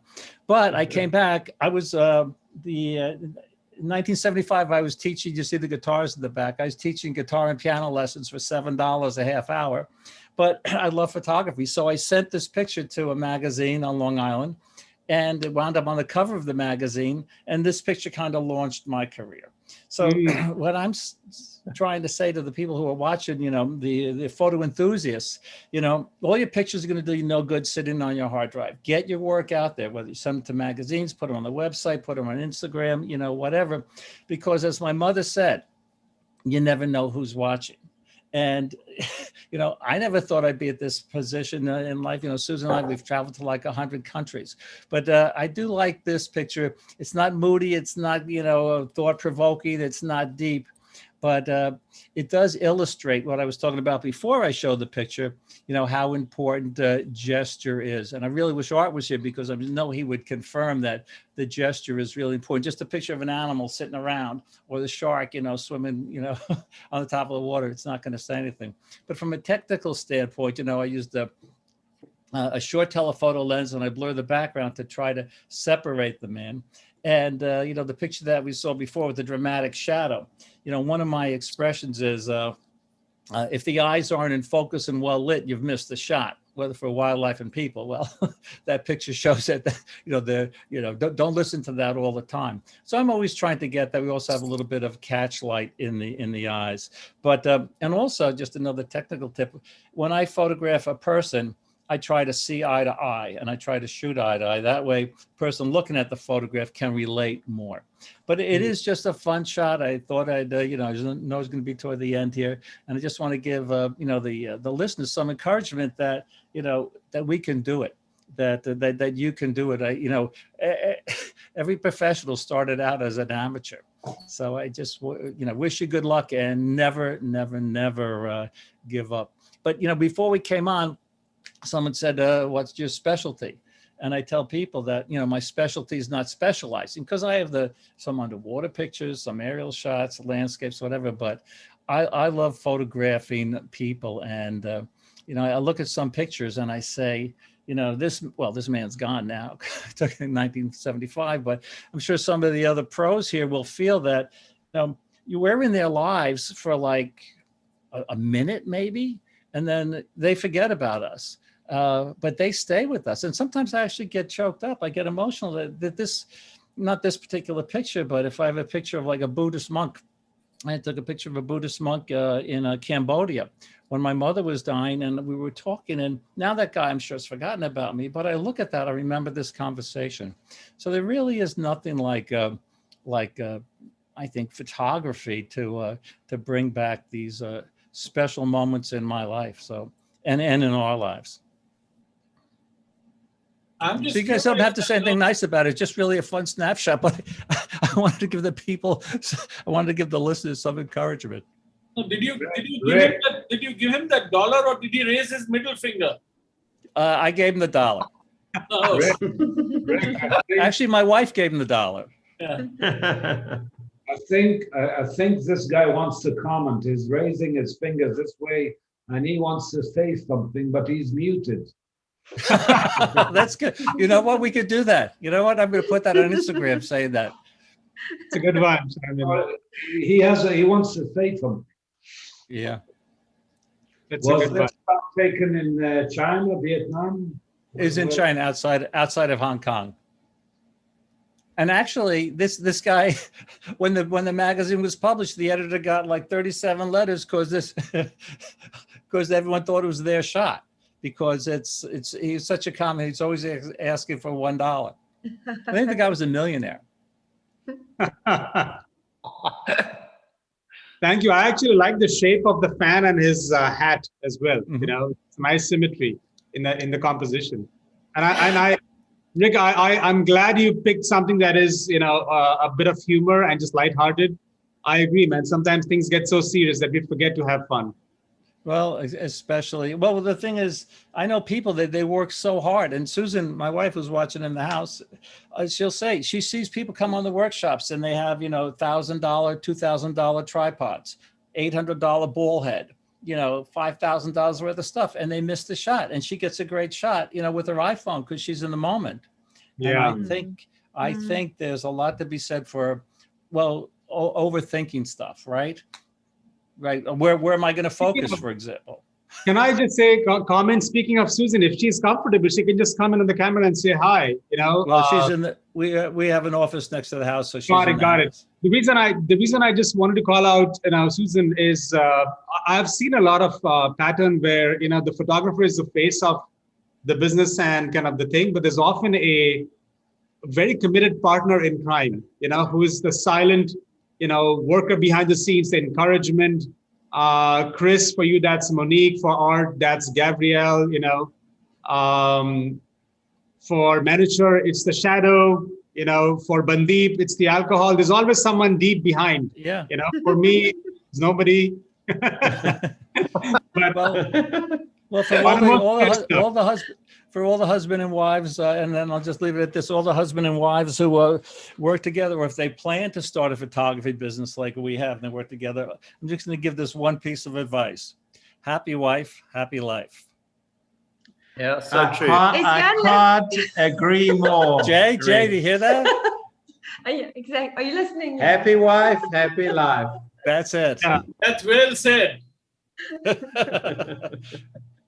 That's why he did the dishwasher before, you know, in between the images. Yeah, exactly. Making sure I don't burn the chicken. Okay. I will say that a woman in peace, a peace life. Yeah. Yes. Okay. You know, I'll tell you, I like that more. All of you. I will say, you know, a partner in peace, you know, because let's be inclusive. You know, never know. It may not be a wife. It may not be a woman these days. You never know. So I agree. Paramount, Again, Paramount, can I have 30 more seconds? Yeah. Only 30. Okay, Yes. for the people who are watching who aspire to be pros, listen to this. I have a sign over my desk. I'm going to tone it down because I know we have some Catholics watching. And it says, don't believe your own PR. So in other words, when you get as famous as like Art Wolf or some of the other people, if you start thinking you're cool and you're famous, forget it, right? That I feel, and everyone I know feels like we're all in this together. And networking is so important, and not believing your own BS is just so important. Yeah. Just to be grounded. Don't forget where you came from, like where I came from in 1975 for this shot. Yeah. It's amazing. Yeah, Rick, I think you summed up so much so well there. You know, having fun is so important, and just hearing you reminded me, you know, that I put so much time and effort into getting the images, and sometimes I just could have a lot more fun. So yeah, thank you for saying that. And Parimal, you know, you're so right about those of us who are lucky enough to work with our partners. It just makes the whole experience so much richer. And yeah, we're very, very fortunate to be able to share that journey. So thank you guys for plugging those 2 points. Yeah. Cool. Most welcome. Bruce, are you still there? I know Bruce joined a little late. Bruce, can you hear us? Yep. Okay, Bruce. Okay, here's Bruce from the island of Hawaii. Bruce, I'm glad you could make it. Aloha. Aloha. How's everybody doing? Good. Glad you could make it. I'm going to try to show your image next. And then maybe, as long as I've not forgotten everyone. Oh, there you go. You are next. Wow. Let's go for it, brother. Wow. That's amazing. My signal is slow here. Oh, okay. There it is.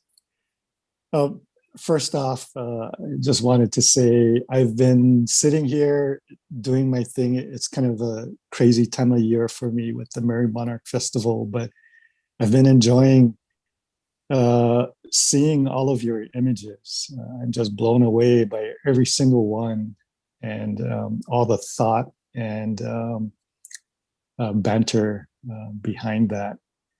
And yeah, so I'm in awe of all of you and such great work. And like Rick was saying, you know, networking is so important, and everybody shoots in a different genre, but together we bring, you know, this collective work of this planet, this world that we live in, and it's so important that we continue to pursue our vision But anyway, this image is of a lava bubble exploding. And you guys spoke about how we are gifted images. And this happened to be a day when there were lava bubbles exploding, and the lava bubbles were small for the most part. So I was zoomed in tight, and a large one happened to explode. And this was a frame I got of it, and created this really cool airborne abstract of the hoi hoi floating in the air. And yeah. Which lens did you use here, and how far away are you from the? I was shooting with my 100 to 400. I was probably at around 150 millimeters, and I was probably about 60 yards away. So this is extremely hot as well. Yeah, very hot. Yeah. What would be the scale of this, the spread of this? Yeah. Across this frame, it's probably about 80 feet, 100 feet. It's a pretty large bubble exploding. And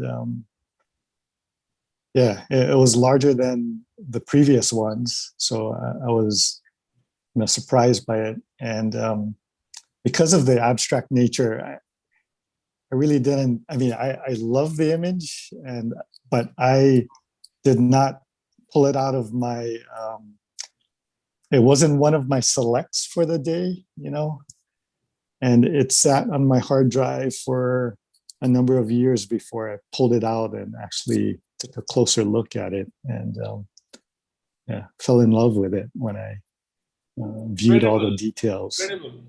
It looks like Jackson Pollock on steroids. I've heard that comment several times before. But how do you get the exposure right with such a? You've got this very dark black, ground shot, and then suddenly this explosion. Personally, I've never seen a bubble explosion in a volcano. So it must be quite. I don't know what are the settings to get this right, or is it just? Yeah, it's amazing. Yeah, thanks. It's a shot of tequila. Yeah.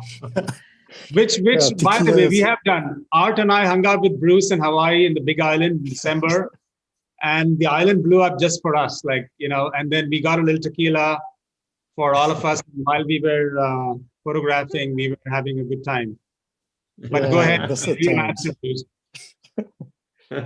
Well, as far as the exposure, I shoot manually. I had the exposure set for the previous lava bubbles. Lava is extremely bright, and we had a little bit of ambient light. This was shot about 30 minutes before sunrise. Okay. And you always expose for your highlights, of course, when shooting lava, because you want to capture that detail within these molten ribbons as they float in the air. And just happened to luck out, on the settings. It was a larger bubble, so it was a lot brighter than I was expecting, but yeah, settings worked out. Yeah. No, it's incredible. That's wow. stunning. Why do you think you missed it first time? You said you sort of had it on your hard drive for a few years. Did you just sort of miss it first time? Did you take a lot of shots? What was it that sort of made you go back, and why did you miss it first time?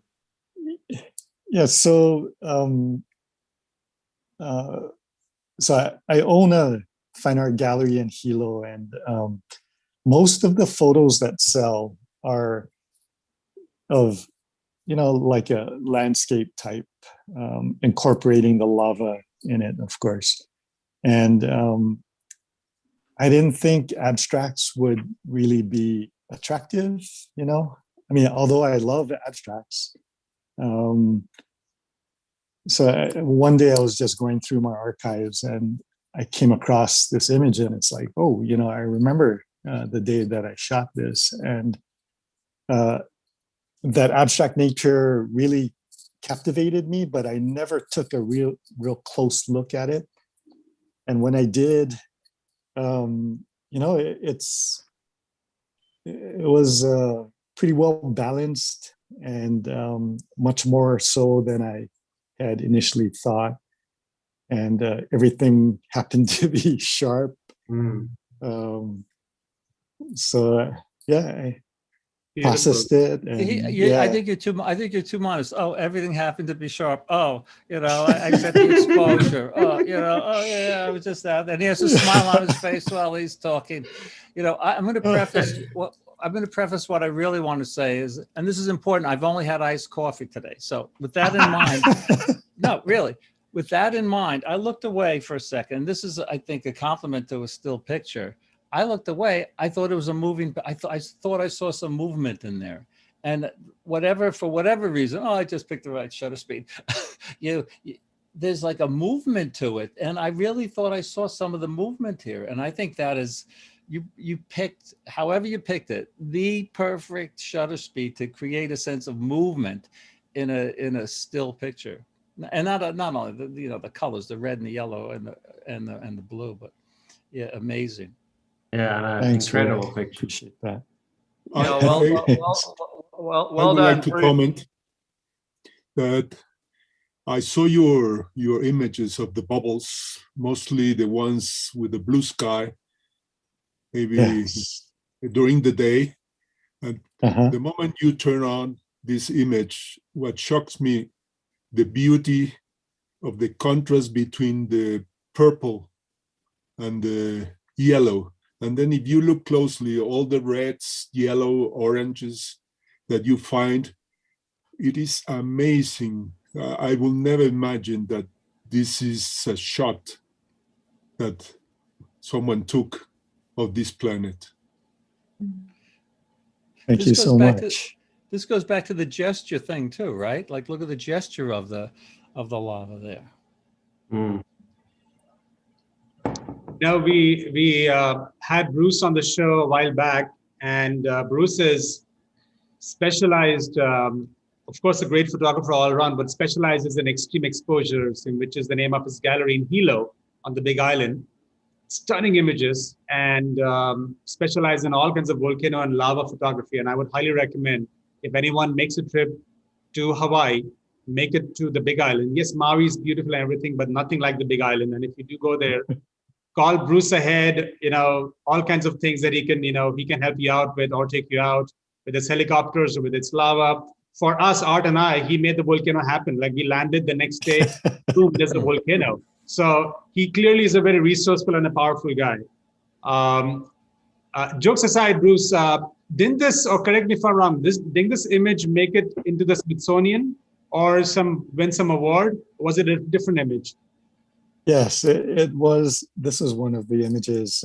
It won the Power of Nature category, art in nature category of the Wyndham Smith Rice International Award. So it hung in the Smithsonian.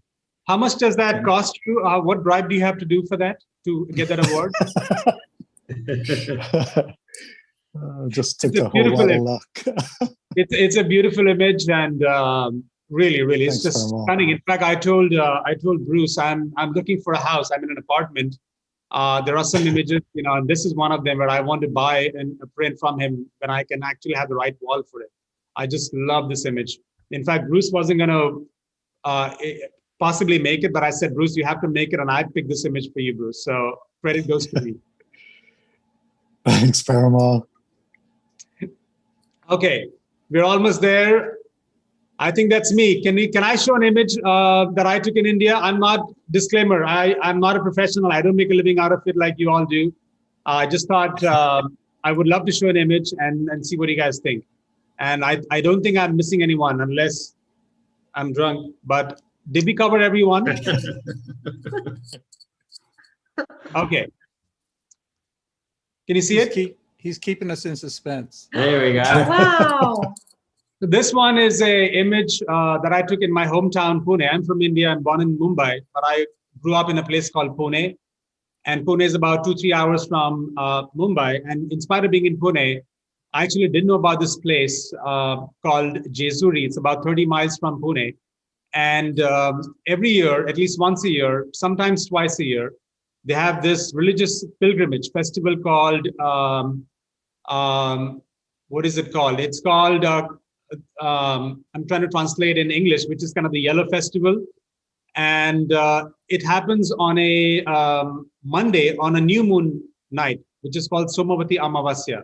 This is why it's either once a year or twice a year, because it is only on that day that this festival happens, where all the pilgrims from all around Maharashtra, they come here on that one particular day and they bathe themselves and the Lord, in this case, Lord Khandoba is the local deity.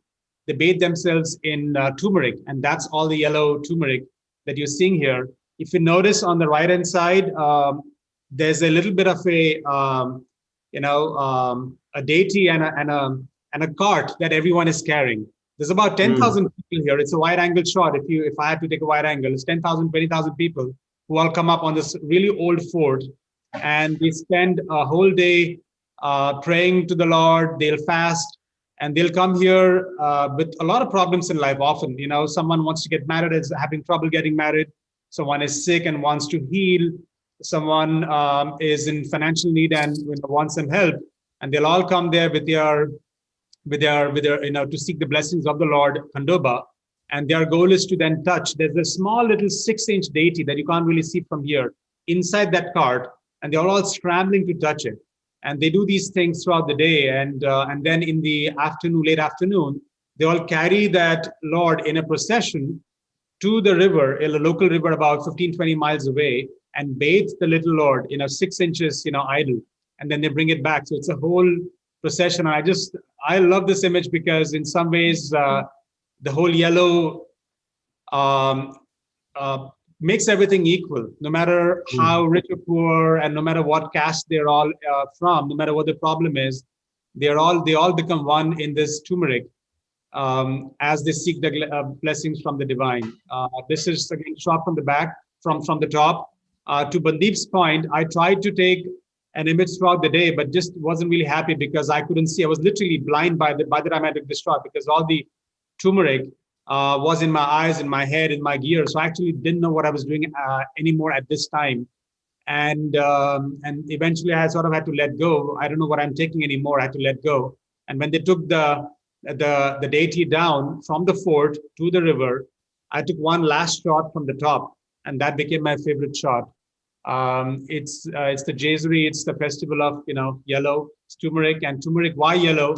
Is because it's considered gold. It's the spice of gold, and gold is what is a symbol for all the blessings coming through, no matter what the problems are. So with that, I just thought I'd end this with this image. Hopefully, you all like it. Yeah, it's beautiful. An incredible image. Like the flamingo shot where we had just one flamingo isolated up at the top left. I see this man, clutching his heart, like he can't believe he's there. So this is it reminds me of the flamingo shot, and it looks like his friend is doing. So I think that my eye went right to that. Look at the woman at the top right. There's only one. Right in the top right corner. Yeah. Good job, Parimal. Thank you. Incredible shot. Awesome. This is the picture where you can actually look at each individual for a few seconds and look for your cousin or your friend and start staring and gazing it for 20 minutes and looking for more details. Paramount, did you say this was your hometown? This is near my hometown. This is about 20, 30 miles away from my hometown. Do you think that helped? I always think with travel photography, that sort of insider knowledge, you have to talk to people, you have to know what's happening and where. Did someone tell you, hey, you should be standing here and you should, this is where it's likely to happen? No, because I'll tell you what happened. In spite of it being near my hometown, India is just full of color and things that are happening that are off the tourist map, or at least off the photographer's tourist map for sure. This is not, thankfully, not yet an Instagram spot, thankfully, you know. And I had taken an image in my hometown Pune of a person who had this yellow thing on his head, and that was about 15 years back. And I asked him, like, what is that thing that you have on your head that is all yellow? And he said, oh, I go to this festival once a year, 30 miles away. And I just came back from that. I said, what festival? Like, I live here. I'm from Pune. Like, how come I don't know this place? It's like being in Seattle and not knowing Pike Place, you know? And so I did my research. And because I live in the US, I couldn't go, you know, just whenever I wanted. I had to, if I had to make this happen, I had to go on that once a year event. And I said, well, let me find out. And every year that date changes because it's the Monday of the new moon night. And so that date changes every year. And so it took me about 8 or 10 years to actually go on the same day. And I planned my India trip when I could. It was in August. And I said, this August, I'm going to go there. So I planned my whole India trip around this festival. I said, like, I've never been here. Let me see what this is. And I went there, and there are so many people, about tens of thousands of people. And there's a small fort. So they close the fort as soon as it gets too crowded. So I had to get inside the fort on top of a hill before they close the gates, just for, you know, making sure that, you know, they don't have a stampede. And get in there and like I said, in 20 minutes, I was literally blind. I couldn't see a thing because turmeric got into the eyes. I had no idea what I was doing, you know. My dad was there to carry the camera, the gear. And I said, like, if I go into the crowd, I can't take my bag. It's just so many people all, you know, pushing each other to touch the deity. And my dad thought, like, man, something's messed up with you that you want to go here. Like, you know, is everything okay? But that's what we as photographers do. So yeah, not a lot of research, you know, not a lot of people who have taken this kind of a shot from the top. I did, you know, kind of Google search images for it, that anyone have this. And in some ways, you know, you try your best, you try to be creative while being blind sometimes. And then hopefully you get lucky. So this was one of those serendipitous moments. When I look back, I thought, like, wow, this is, initially you can't tell it's all people. But then they suddenly, you know, you realize in a second that they're just all people from the top. Mm-hmm. Yeah, I think nowadays, you know, with so many thousands of images that get thrown at us every day, you know, to have an image that holds your attention and captures our curiosity, you know, that's actually what we're all trying to aim for. Yeah. That we can get lost in the image for a few minutes, and well done. It's beautiful. Thank you. So, hey, Alu, we all went over. Hopefully this was fun. It was. Thank you so much to all of you for, you know, for believing in the project. We want to keep doing this, you know, bring all of you for round 2 and some of you for round 1. I know we have to bring, you know, Graham and Jay and team back. But we want to bring all of you for round 2s and round 3s and keep this going. And maybe we'll have a holiday party as well. If there's interest, we can do this again, at least once a year moving forward in the holidays, where we can all do this show and tell with the favorite drink in hand. So I just want to thank you all for your time, for your contribution, and for just such generous comments. Well, thank you. It was so nice meeting everybody, and I hope you get your lunch reservation back. I actually did. You know what? Happy birthday. Thank you so much. Happy birthday. Parimal, wait. Okay. Can I make a kind of advertise? Yes. I would like to invite you all. It's something that Parimal has helped me do. There's a sculpture that Parimal can send you. I can send it. Parimal sends me your emails of all of you. It's a sculpture. It's a bronze sculpture of a white rhino. And wow. I'm inviting many artists, writers, colleagues to intervene this sculpture. It's life-size. And what I would like to invite you is to curse the poachers of the white rhino. And to do that, I need you to send me the curse, each one of you a curse, writing in a small paper, and I will put this curse, roll it up, and put it inside of an empty cartridge shell of a high-powered rifle, and then I will make a hole and stick it in the sculpture. So please, if you would like to do it, I will send you the invitation. It will be my honor to, right now there's about 70 different courses in the sculpture. And one last thing, Chris, can you tell me about the sculpture you have behind of the Warhawks? That's from a Zimbabwean sculptor at Victoria Falls, and the most amazing person who makes very, very little out of his work. And I had the privilege of sitting, watching him do it. And we've actually stayed in contact, and we've got quite a few of his other works around our house. And whenever we go back to Victoria Falls, we always pop in and say hello and tell him how proud we are of his work in our house. So yeah, it's got a special place. And listening to you tell your story about the poaching of the white rhino, and you know what you're doing there, it's such an important thing that we all need to contribute towards. And I hope with our slow postal system that my curse gets in, and maybe it gets to a few poachers along the way if it doesn't get delivered to you, but it's on its way. Thank you very much. Can I just make a quick comment on that? I've really enjoyed your work, Patricio, and your photography, particularly the photo that you showed of the ivory. And I don't know whether this is just because I've had 4 or 5 whiskeys whilst we've been talking, but I wonder if the better thing to do with poachers is to try and understand rather than to curse. We need to understand what's happening if we're going to stop it. I'm as anti-poaching as anyone, but I wonder if it's better to try and understand what's happening there rather than to curse them. Because I'm aware from people that I've spoken to there that there's a hell of a lot of poverty in Africa, and that drives a lot of the poaching. So rather than curse people, I think maybe it might be better to try to understand. Well, the idea came from Congo in Africa, of these sculptures, wooden sculptures that the shamans in the towns kind of put nails on them, and they make the robbers, the bad souls, change their minds and return what they stole. So that's why we look for curses. Can I actually, just on that, it's a really good point, Graham. We did a whole episode. I'm sorry. Yeah. I have to go. So I'm sorry. I want to say goodbye to everybody. Thank you so much, everyone. Yeah. Love you all.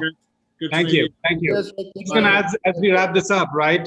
We did a whole episode on this one, and Graham, I'd say is that the curse can be a big term in some ways. And some of the curses that I've seen when we actually featured actually are not the curses one would assume to be curses. Mm-hmm. And it can be very poetic as well.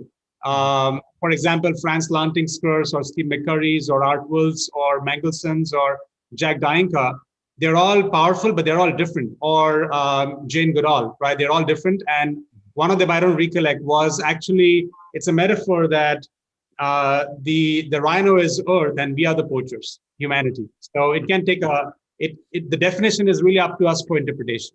Sure. So with that, hey, I don't want to make that about the curse, but we'll definitely send you all an email on behalf of Patricio, and whoever wants to do it in your own way is welcome to. But with that, let me wrap it up by saying thank you to all of you. Thank you very much. Thank you, Parimal. Thank you. Bye. Bye. And happy birthday. Thank you. Happy birthday, Parimal. Happy birthday. May you always be bathed in turmeric. I love that. Love that. Namaste. Namaste. Bye. Namaste.